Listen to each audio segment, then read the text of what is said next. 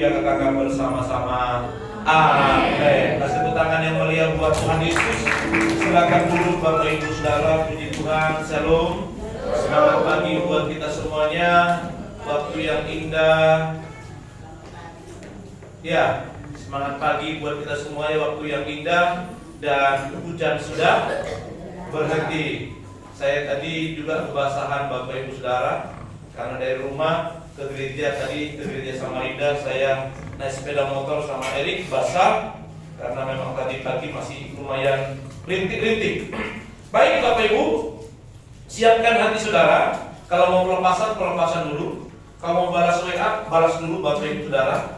Kalau mau telepon nanti aja ya. Nah, itu. Ya, jadi kalau mau balas dulu, bilang begini, nanti aku masih ibadah, bilang begitu ya, biar selesai. Amin. Baik. Tema hari ini saya usung Bapak Ibu Saudara adalah rendah hati. Apa saya katakan? Rendah hati. Kenapa Bapak Ibu Saudara rendah hati ini penting?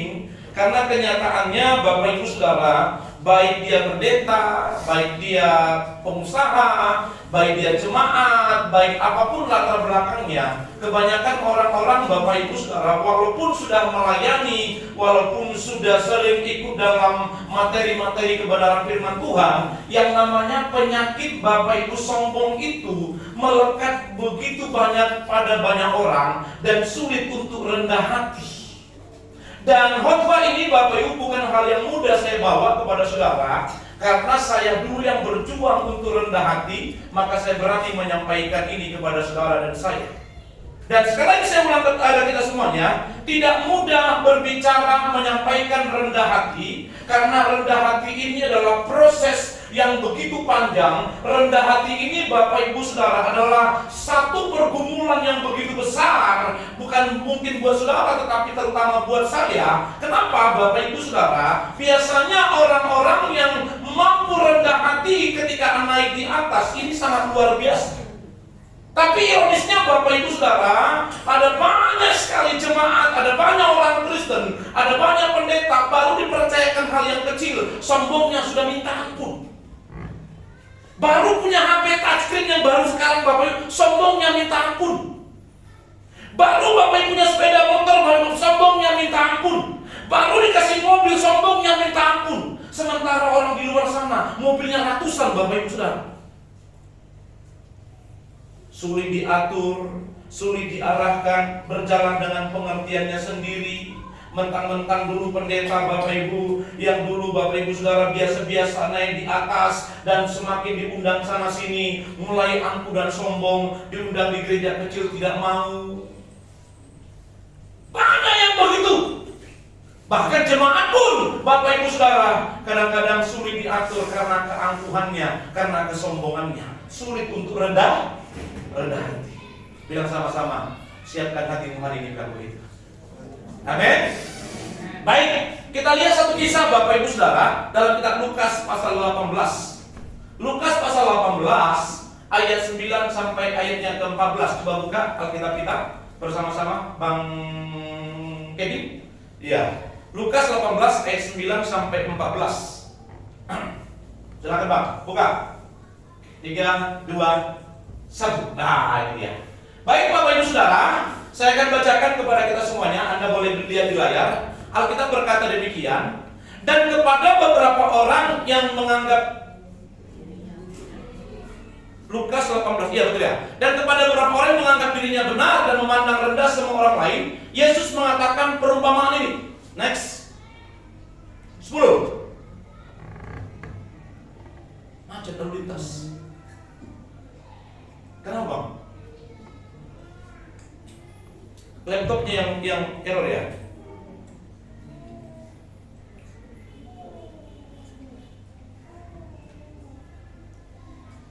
Baik, saya akan buka di sini. Ada dua orang pergi ke bait Allah untuk berdoa. Yang seorang adalah Farisi dan yang lain pemungut cukai. Apa tadi saya bilang? Yang seorang Farisi, yang lain pemungut cukai. Ayat 11. Orang Farisi itu berdiri dan berdoa dalam hatinya begini. Ya Allah, aku mengucap syukur kepadamu karena aku tidak sama seperti orang lain. Bukan perampok, bukan orang lalim, bukan pezina, dan bukan juga seperti pemungut cukai ini. Aku berpuasa 2 kali seminggu. Aku memberikan 1/10 dari segala penghasilanku. Ayat 13. Tetapi pemungut cukai itu berdiri jauh-jauh. Bahkan ia tidak berani menengadah ke langit, melainkan ia memukul diri dan berkata, "Ya Allah, kasihanilah aku orang berdosa ini." Ayat 14. Ayo kita baca bersama-sama. 3, 2, 1. Aku berkata kepadamu, orang ini pulang ke rumahnya sebagai orang yang dibenarkan Allah, dan orang lain itu tidak. Sebab barang siapa meninggikan diri, ia akan direndahkan, dan barang siapa merendahkan diri, ia akan ditinggikan. Amin. Selesai sudah. Mari kita pulang. Bapak Ibu Saudara, Yesus memberikan sebuah perumpamaan. Ini adalah ada orang Farisi dan ada orang pemungut cukai. Orang Farisi ini, Bapak Ibu Saudara, adalah orang yang sering dikecam oleh Tuhan Yesus. Mereka sebenarnya kelihatan taat. Mereka kelihatannya sering aktif dalam gereja, sering aktif dalam pelayanan, tetapi mereka penuh dengan kemunafikan. Apa saya bilang? Kemunafikan. Kelihatan rohani, kelihatan pakai jas, kelihatan pakai dasi, kelihatan senyum. Kalau telepon bilang shalom, tapi penuh dengan kemunafikan. Coba lihat dulu kiri kanan sambil saya boleh, kamu gitu enggak bilang gitu? Ya. Kira-kira banyak gak di gereja orang seperti ini ya? Kelihatan rohani tapi munafik. Serius? Banyak kah? Pak Silito nggak banyak? Oh banyak rupanya ya. Jadi kelihatan rohani, kelihatan pakai jas, kelihatan pakai dasi, selalu ngomong kalau telepon siapa? Berarti kalau banyak itu orang apa itu? Orang Farisi. Tahu enggak? Kadang-kadang tanpa kamu sadari, kamu dan aku seperti orang Farisi. Kita harus bertobat, Pak. Kita harus bertobat. Sedangkan orang Saduki adalah, Bapak Ibu Saudara, orang Saduki ini, dia ini adalah pihak yang mengumpulkan pajak pada saat itu dalam bea cukai. Kalau sekarang bea cukai, Bapak Ibu Saudara. Cuman kenapa pemungut cukai ini dikecam? Letak masalahnya, mereka memungut yang tidak mestinya. Artinya mereka dengan kekerasan yang harusnya ditagih Bapak Ibu bea cukainya pajaknya 300, mereka naikkan 900. Mereka rakus dan kejam. Makanya pemungut cukai pun dikecam oleh Yesus pada kitab Perjanjian Lama. Kalau Anda lihat contohnya dalam Perjanjian Baru, siapa kira-kira pemungut cukai? Siapa namanya? Zakheus. Siapa lagi? Matius. Yesus, Bapak Ibu Saudara, pada saat itu bercerita tentang pemungut cukai, dan Zakheus salah satu orangnya. Dan Zakheus ketika ketemu Yesus, apa yang terjadi? Bertobat. Artinya begini, Bapak Ibu Saudara, dua orang ini, dua pribadi ini sama-sama orang sombong. Sama-sama orang sombong, sama-sama tidak benar di hadapan Allah. Tetapi hebatnya, orang pemungut cukai ini yang berkata apa yang kita baca tadi, Bapak Ibu, sama-sama datang ke bait Allah, sama-sama menghadap Tuhan, tapi ada sikap yang berbeda pada saat itu. Orang pemungut cukai ini datang dan menengadah ke langit pun dia menghadap Allah tidak berani karena dia menyadari dia orang berdosa.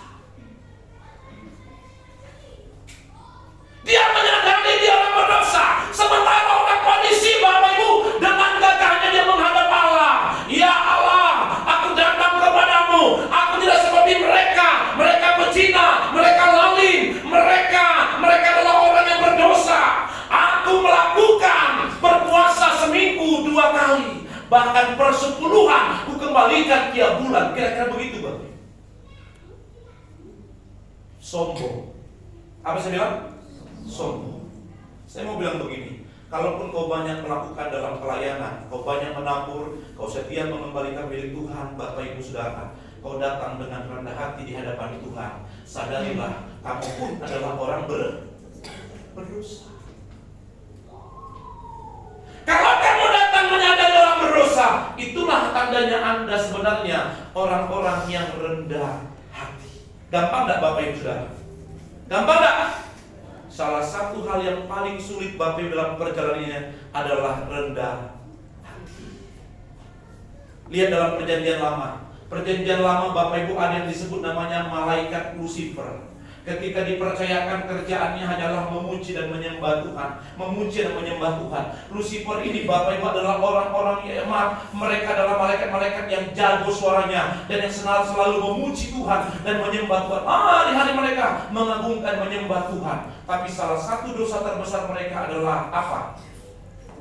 Kesombongan. Makanya ia dijatuhkan ke bumi sepertiga daripada malaikat. Itulah yang disebut namanya si iblis Lucifer. Itulah yang kadang-kadang menggodai saudara dan saya. Ayo kan ada istrimu di situ. Ayo. Hati-hati kalau suami jauh dari istri. Biasanya Bapak Ibu Saudara di depan istri Bapak Ibu alim luar biasa. Tapi di luar sana Bapak Ibu cewek dia rayu-rayu istrinya orang Bapak Ibu Saudara. Banyak orang begitu. Bahkan yang sudah tua pun kadang-kadang tidak tahu diri. Sudah punya anak gadis Bapak Ibu Saudara, tapi ngelihat yang bening-bening, adek. Satu saat Bapak Ibu Saudara, ada sahabat saya, dia anak Tuhan, dia juga seorang ibu. Dia kalau di depan saya itu alimnya luar biasa. Dan kebetulan saya makan di rumah makan itu dan ketemu sama beliau. Dia tidak tahu saya ada di situ. Apa namanya nih? Pramusaji ya? Pramusaji untuk menyediakan makan itu. Kan cantik orangnya. Adik, di mana rumahnya? Sudah punya pacar belum? Dia rayu-rayu. Saya ada di belakang. Saya tidak tahu ada orang di sini yang begitu. Halo, hati-hati ya, jangan buka celah. Jangan buka celah. Jangan buka celah. Mentang-mentang ada istri di samping, bebas.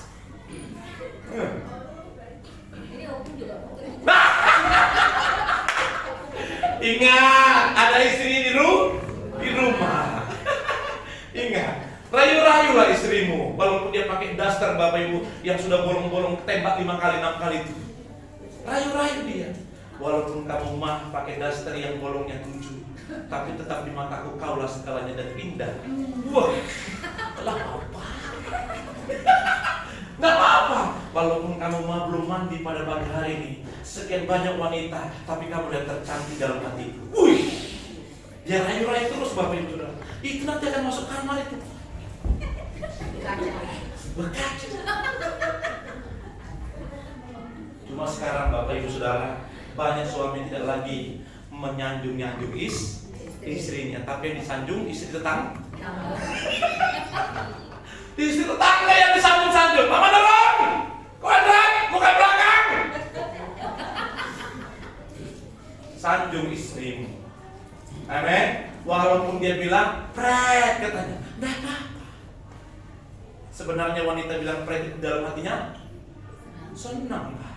Ma, walaupun kamu mengembang ke kiri muka dan belakang, ketika pergi ke undangan mama tinggal di belakang. Karena suaminya udah kecepatan. Ayo pulang.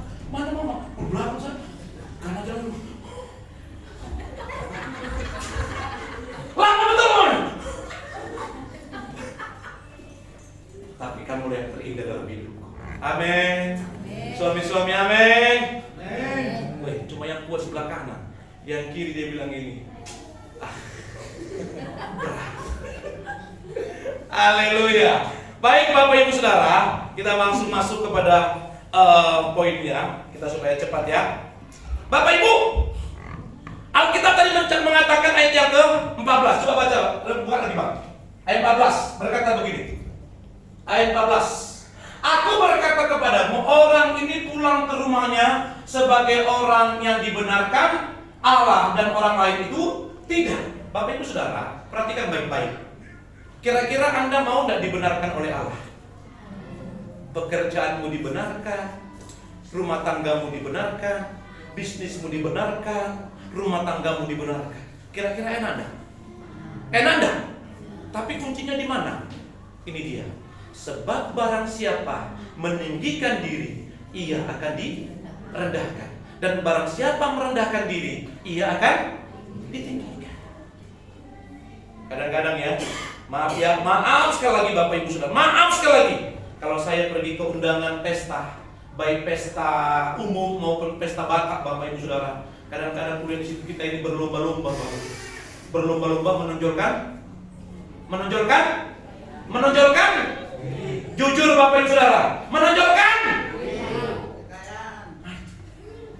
Apalagi kalau yang mandurhaka itu berlomba-lomba, padahal itu tuh juga sampai pengantin berbulan di situ. Lama betul loh orang ini ngomong. Harusnya bisa singkat dah. Tapi berlomba-lomba mereka. Apalagi kalau pakai upasa. Sasa di Solo masa itu betea. Saya sama kita mangulu. Saya matu panggabi. Akhirnya saya rubah Bapak Ibu Saudara. Sasa di Solo masa itu betea. Saya sama kita mangulu. Bah, mana mama matia. Tapi itu pasti itu keren Bapak Ibu. Cuma maksud saya jangan kau terlalu panjang ngomong di situ karena antri itu yang di belakang yang padahal sudah dipilih yang satu ini. Nanti siapa yang bicara? Oh Bapak ini. Tahu-tahu yang di belakang Bapak Ibu Saudara, itu main hidup. Kepakai itu. Habis waktu Bapak Ibu. Hanya menonjolkan diri. Pakailah ini. Keluarkan di sini.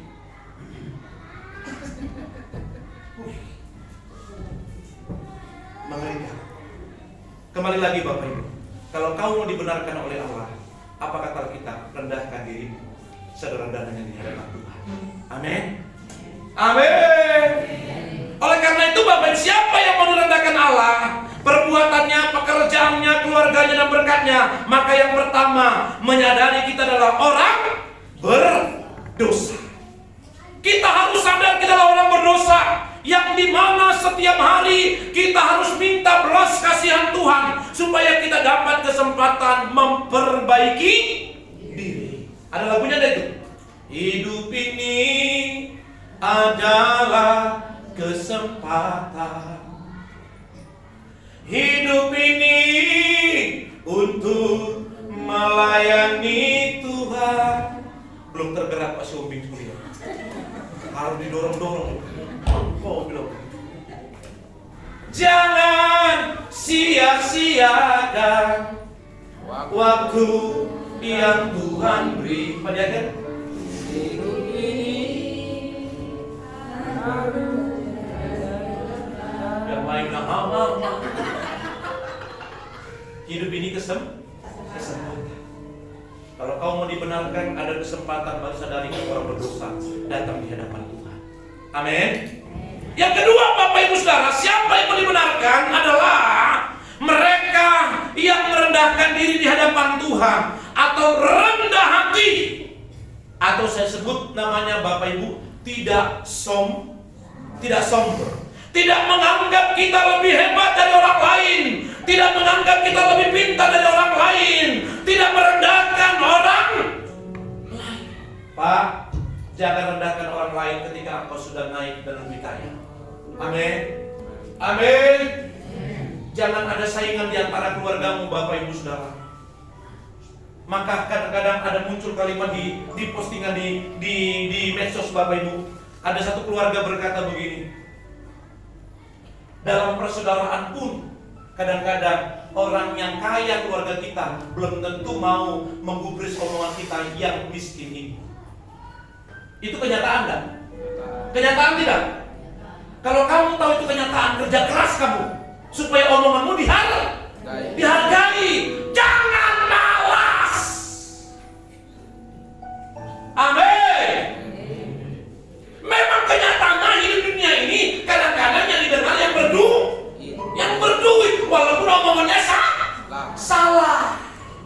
Itu sebuah realita, itu sebuah kenyataan. Kalau kamu mau omonganmu didengar, Bapak Ibu Saudara, kerja keras kamu, banting tulang, mulai dari nol, capai masa depanmu, supaya omonganmu didengar oleh keluarga. Ada amin? Sudah tahu kok masalahnya di situ, tapi kau masih malas. Ada satu teman saya bilang begini saudara, kamu mau begini terus kah hidupmu? Padahal ada peluang banyak. Di depannya ada komputer, laptop. Suatu saat saya ke situ ke kantornya, Bapak Ibu Saudara, kukira dia ngapain? Ternyata main game di situ. Buat apa kau punya laptop? Buat apa kau punya HP yang keren? Kalau itu hanya menghabiskan uang kantongmu, Bapak Ibu Saudara, beli pulsa, beli dan yang lainnya, pakai segala macamnya. Kau tidak buat itu berarti. Orang lain sudah memanfaatkan HP-nya, laptopnya untuk apa? Bekerja dengan cemerlang, banyak belajar. Bukan. Kenapa orang ini sukses? Kenapa ini gagal? Kenapa? Kerjaan apa yang harus kita lakukan? Jangan langsung bilang begini, kalau aku punya uang 1 M, aku akan begini.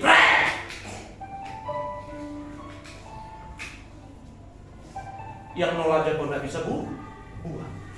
Lebih banyak kau tidur siang. Tanya itu ibu. Saya itu di rumah itu gelisah saya kalau saya tidak buat apa-apa. Sudah merencanakan lagi saya mau nanam kangkung depan rumah itu. Itu. Karena sekarang sudah galian itu sungai itu. Hari Selasa di rumah ya. Nah, besok Anda datang, lihat ke seberang itu, itu di balik sungai itu jadi gali semua lumpur-lumpurnya, ditimbun lagi sekitar hampir 2 meter lagi. Jadi lebih tinggi. Cuma aku buka di Google bahwa tanah lumpur yang dinaikkan ke atas itu belum bisa maksimal ditanam. Dan harus dibiarkan beberapa lama. Dan saya pikir begini, atau tanam kangkung nih ya, jadi saya juragan kangkung. Sambil olahraga pagi-pagi, itu sebelum ke kantor, mulai jam 5:30 sudah kerja pagi di situ, selesai jam 7 kena sinar matahari, sehat enggak? Itu lumayan loh, hampir 1/2 hektar itu. Tanam kangkung, juragan kangkung saya pasti itu. Tadi kulihat Ibu Andrea sudah bawa sayuran itu keren itu. Sudah dia posting dan sudah pesan PO semua Bu ya? Sudah pesan PO semua? Ya, sudah loh. Bayangkan Bapak Ibu, kalau dia tanam lebih banyak lagi Bu, semua ini beli ini Bu. Yang dia bawa kurang. Makanya kalau kamu mau omonganmu didengar sama saudaramu, kerja keras. Kapan pun kamu pulang kampung, bisa. Bolak-balik dia ya, hampir kerjanya Bapak Simanurung itu. Bolak-balik dia, ada acara dia datang, ada kematian dia datang. Ada arisan di Medan, dia datang. Arisan datang ke mana kampungnya? Pulau Jawa, apa? Iya, apa namanya itu? Pardamaian. Bayangkan arisan datang, orang mulia, tapi kuliah dari wajah nggak ada tampangnya, tapi duitnya Pak nggak berseri. Ketika orang seperti ngomong didengar nggak? Didengar nggak? Apalagi Pak Manurung pulang, dia bilang begini, berapa orang semua yang datang? Ada 100 orang, potong 5 ekor babi. Loh, didengar nggak kira-kira? Didengar. Mohon maaf Pak ya, mohon maaf ya. Saya pulang dari seminari Betel Jakarta ke kampung kami. Saya khotbah sudah mantap Bapak Ibu. Saya tidak didengar omongan saya. Nggak didengar. Allah, dulu pemabuknya itu. Allah, dulu hanya kerjaan yang mukul orang yang kerjanya itu. Itu kan bandar narkoba. Nggak mungkin berubah itu. Pura-puranya aja itu. Nggak didengar saya Pak. Nggak didengar. Tapi satu saat Bapak Ibu Saudara, saya pulang ke kampung. Saya bilang begini, kira-kira berapa orang yang hadir? Saya bilang. Kenapa saya? Oh iya, terima kasih. Upahmu besar di surga. Saya bilang begini, kira-kira berapa orang yang hadir? Saya bilang begitu. Yang mungkin nanti yang hadir ada sekitar 40 atau 50 orang. Potong babi 2 ekor saya bilang. Ketika saya ngomong, kira-kira didengar nggak? Didengar nggak? Didengar Pak. Kadang-kadang begini, kau sudah ada ilmu, tapi tidak ada duit di kantongmu. Kadang-kadang kita tidak gubris. Itulah realita hidup di dalam kehidupan di dunia ini. Senggol dong, pendengar itu. Cuman ketika kau diberkati jangan sombong. Jangan kau pulang kampung isi nama kata kita. Nggak bisa begitu, Pak. Tetap rendah. Jadi Bapak Ibu Saudara, di sini saya mau katakan kepada kalau kamu mau dibenarkan oleh Allah, yang pertama kamu harus menyadari kamu orang berdosa. Yang kedua, kita harus rendah hati.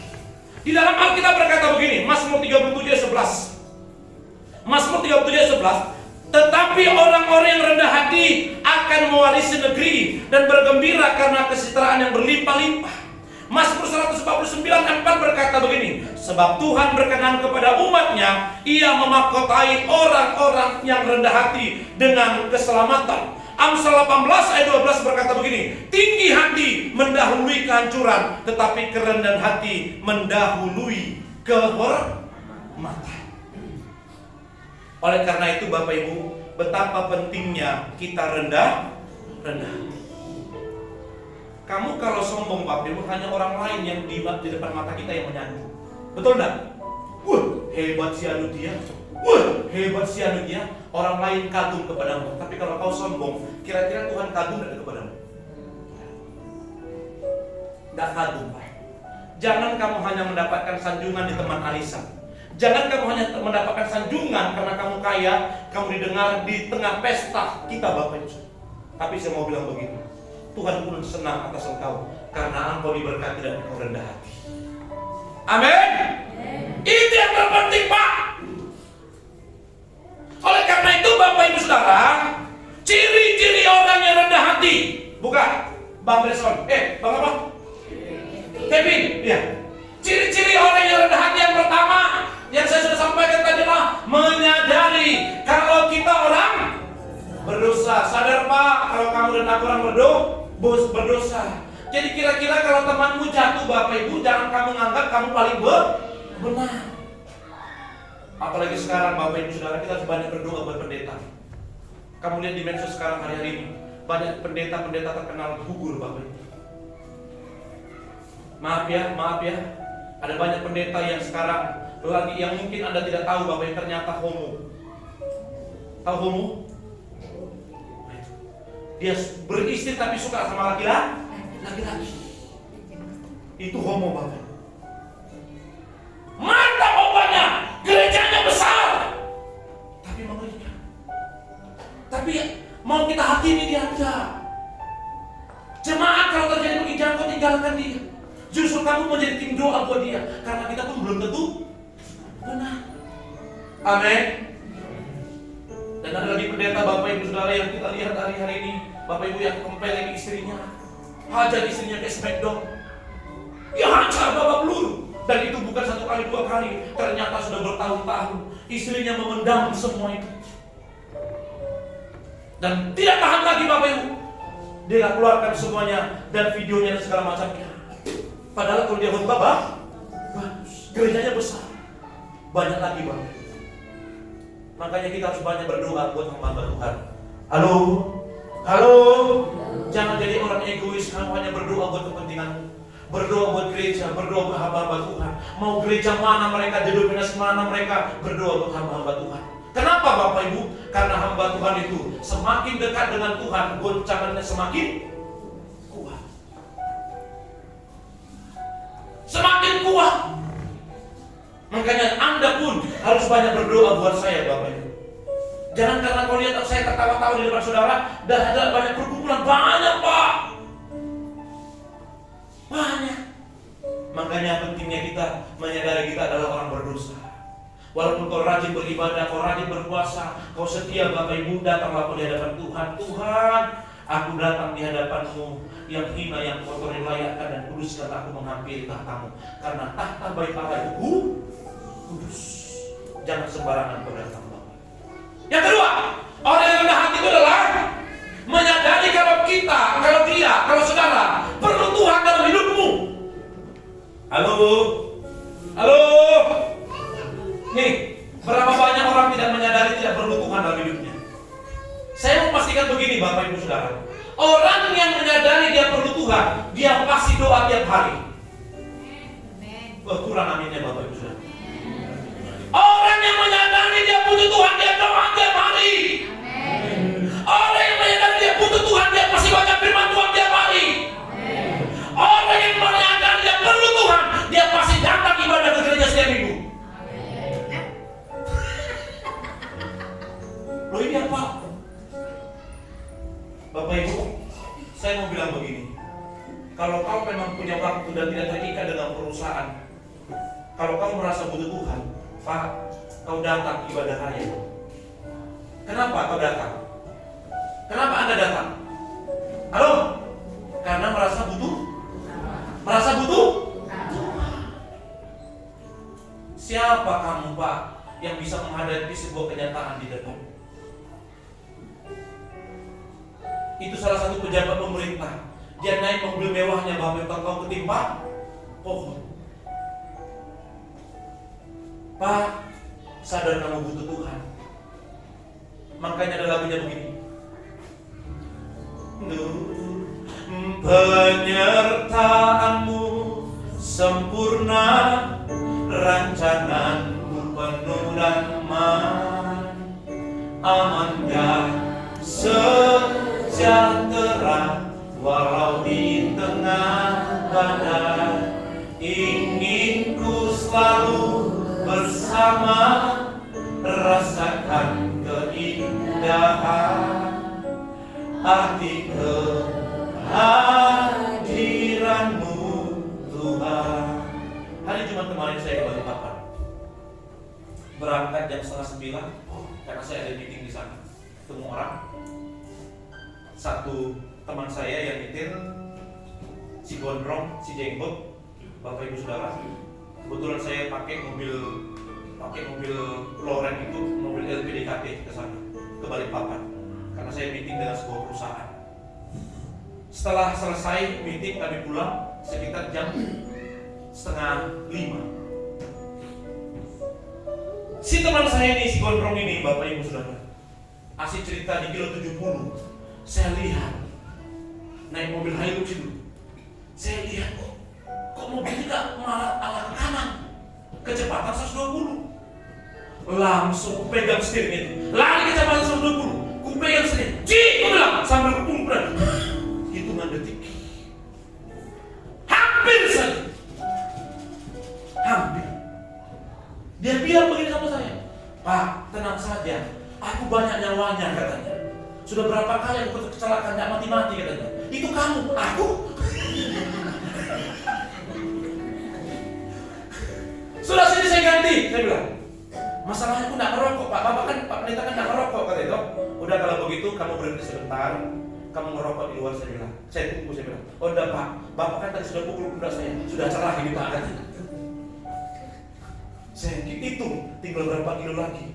Saya ajak ada cerita. Saya pancing dia cerita, akhirnya dia cerita lah semuanya. Bang, aku banyak nyawa ini katanya. Iya kamu, saya. Karena dia banyak ilmunya Bapak Ibu Saudara. Banyak ilmu. Saya mau bilang begini teman-teman semuanya. Kamu tidak dapat hidup sendiri. Halo, di luar sana banyak maut Bapak yang sudah menghimpit kita. Makanya kamu harus sadar, kamu butuh Tuhan.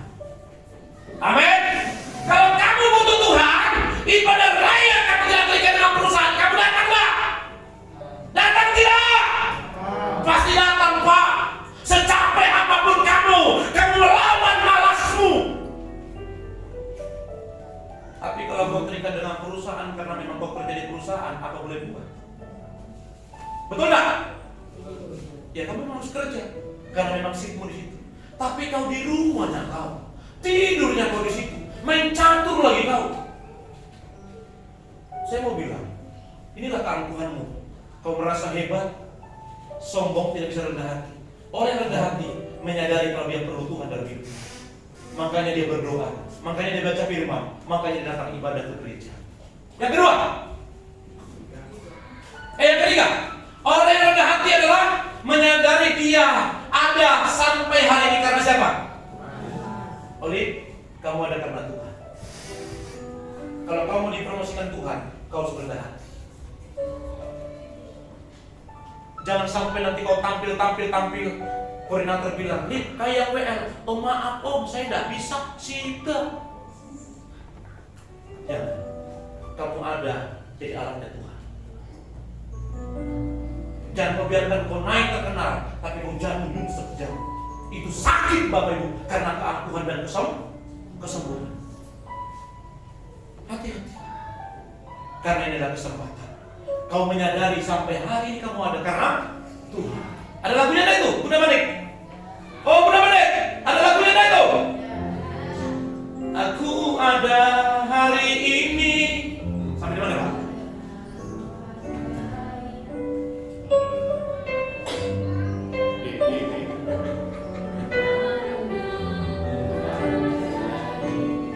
Dan teramat bagiku. Terus semua yang ku alami bersamamu melewati indahnya kasih Tuhan, seperti merangi sehabis. Enak enggak kira-kira kalau kamu sadar kamu Bapak Ibu Saudara karena Tuhan. Percayalah, oh saya diberkati karena Tuhan, bisnis ini karena Tuhan, anak ini karena Tuhan, mobil ini karena Tuhan, saya bisa bangun rumah karena Tuhan. Kamu sadar Bapak Ibu, percayalah kamu akan rendah. Yang keempat,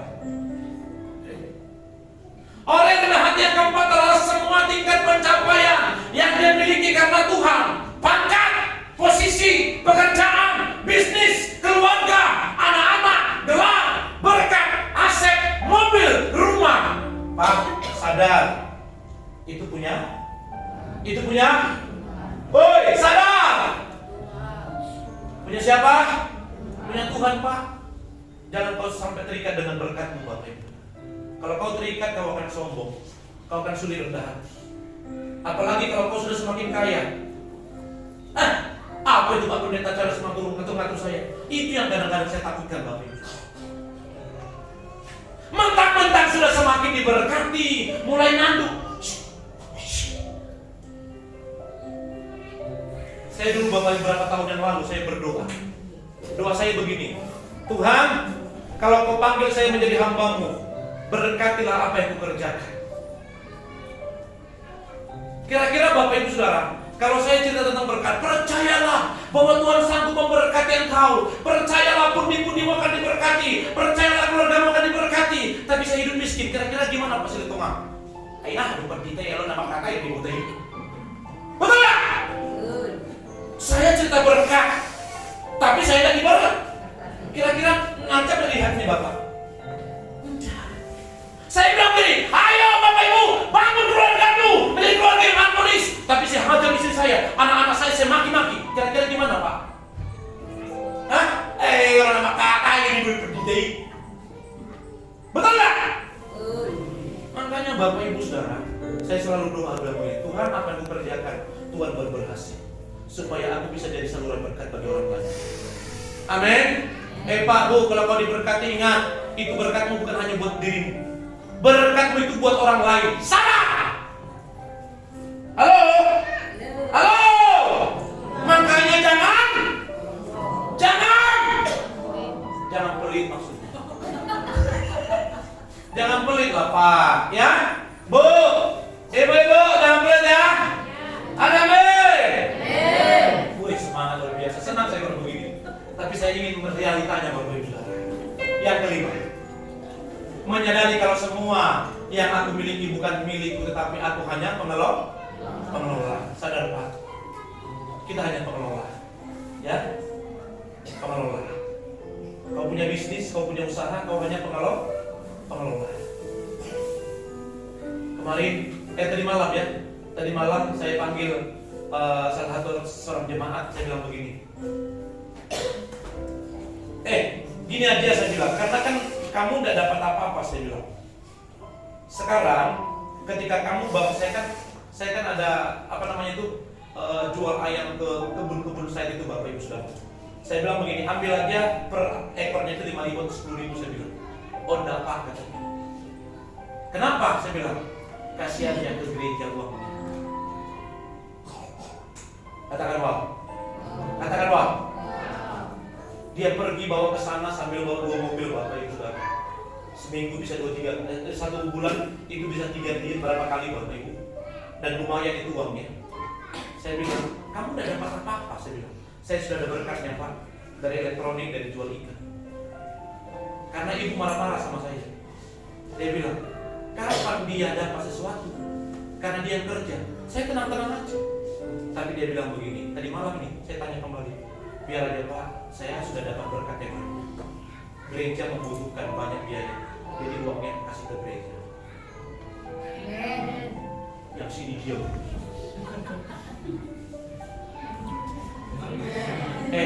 Tahu rumus mau diberkati? Menang. Kalau kamu diberkati menang, menang. Cuman yang terakhir, bilang sama-sama yang terakhir. Bilang sama-sama kita sudah mau selesai. Bilang sama-sama kita sudah mau selesai. Yang keenam baca bersama-sama. Ini dia. 3, 2, 1. Menyadari ada waktunya aku akan berakhir di dunia ini dan aku akan pulang ke rumah Bapa. Pak, Bu, sadar ya. Sadar. Jangan sombong. Sehebat-hebatnya kamu pasti mati. Saya mau tanya, jujur jawab. Yang keluarga-keluarga sudah persiapkan tidak kematiannya? Hah? Mau dikubur di mana nanti? Loh, jangan waktu nanti sudah kejadian melerai. Ini loh, di hutan, di son, di hutan, di son. Hanya gara-gara di hutan dan di son, ri. Loh, kematian itu pasti enggak? Pasti. Sesuatu yang pasti kamu harus serius Pak.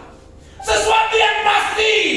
Makanya kamu jangan sombong Pak, karena kematian itu ada masanya. Makanya Tuhan bilang kalau kamu ditinggikan rendah, kalau kamu dibenarkan rendah hati, supaya suatu saat kau pulang Bapak Ibu Saudara, pada masanya kamu dibenarkan oleh Tuhan. Ada amin? Amin. Jangan sombong Pak. Jangan. Hidup ini sementara. Hidup ini ada masanya. Yang hari ini Anda bisa datang tertawa dengan temanmu, besok belum tentu ada. Makanya orang-orang bilang begini, Ma, baru kemarin kita teleponan, Mama sudah pergi. Teman sahabat, seringkali kamu lupa di sini. Makanya saya ingatkan hari ini Bapak. Orang yang rendah hati itu dia sadar, menyadari ada waktunya aku akan berakhir di dunia ini dan aku akan pulang ke rumah Bapa.